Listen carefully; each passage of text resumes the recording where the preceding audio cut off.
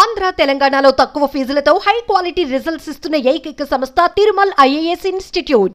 రతన్ టాటా ఈ రోజు మన మధ్య లేకపోవచ్చు, కానీ ఆయన చేసిన కృషి, జ్ఞాపకాలు, ఆయన నిర్మించిన సంస్థలు ఎప్పటికీ నిలిచే ఉంటాయి. రతన్ టాటా అంటే లక్షల కోట్ల సామ్రాజ్యానికి అధిపతిగానే కాదు, ఒక మహోన్నత మానవతా మూర్తిగా, సమాజ సేవకుడు కూడా.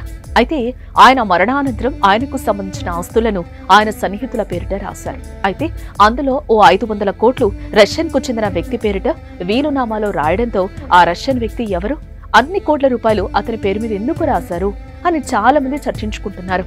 ఇంతకు అన్ని 100 కోట్లు ఆయన పేరు మీద టాటా ఎందుకు రాశారో తెలుసుకుందాం.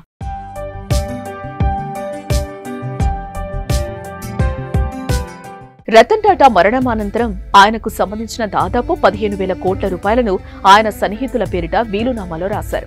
ఆయనతో సన్నిహితంగా ఆయన వద్ద 3 దశాబ్దాలు పనిచేసిన వారికి తన ఆస్తుల్లో వాటాలను రాస్తూ వీలునామా చేశారు రతన్ టాటా.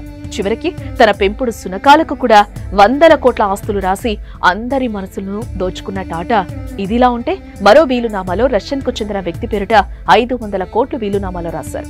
ఆయనే జంషెడ్పూర్ కు చెందిన ట్రావెల్స్ వ్యాపారవేత్త మోహిని మోహన్ దత్తా. మోహన్ దత్తా 6 దశాబ్దాలకు పైగా రతన్ టాటా దగ్గర నమ్మకంగా పనిచేశారు. తాజ్ గ్రూప్ ఆఫ్ హోటల్స్ లో భాగమైన తాజ్ సర్వీసెస్ తో 2013 నుంచి మోహన్ దత్తాకు చెందిన స్టాలియన్ ట్రావెల్ ఏజెన్సీ కలిసి పనిచేస్తోంది. అయితే చాలా కాలంగా టాటా కుటుంబానికి మోహన్ దత్తా చాలా సన్నిహితంగా ఉండేవారట. ఈ నేపథ్యంలోనే టాటా మరణించినప్పుడు దత్తా తీవ్ర భావోద్వేగానికి గురయ్యారు. రతన్ టాటా తనకు 24 ఏళ్ల వయసున్నప్పటి నుంచి తెలుసని, తాను జీవితంలో ఎదగడానికి ఆయన ఎంతో సాయం చేశారని దత్తా గుర్తు చేశారు. ఈ తరుణంలోనే డిసెంబర్ 2024లో ముంబైలోని ఎన్సీపీఏలో నిర్వహించిన టాటా జన్మదిన వేడుకలకు దత్తాను ఆహ్వానించినట్లుగా తెలుస్తోంది. ఇక రతన్ టాటా మరణం అనంతరం బయటకొచ్చిన వీలునామాలో 3 దశాబ్దాలుగా తన వద్ద పనిచేస్తూ తోడుగా ఉన్న వ్యక్తిగత సహాయకులు రాజన్ షా, సుబ్బయ్య, పెంపుడు సునకం టిటో పేర్లను చేర్చినట్లుగా సమాచారం.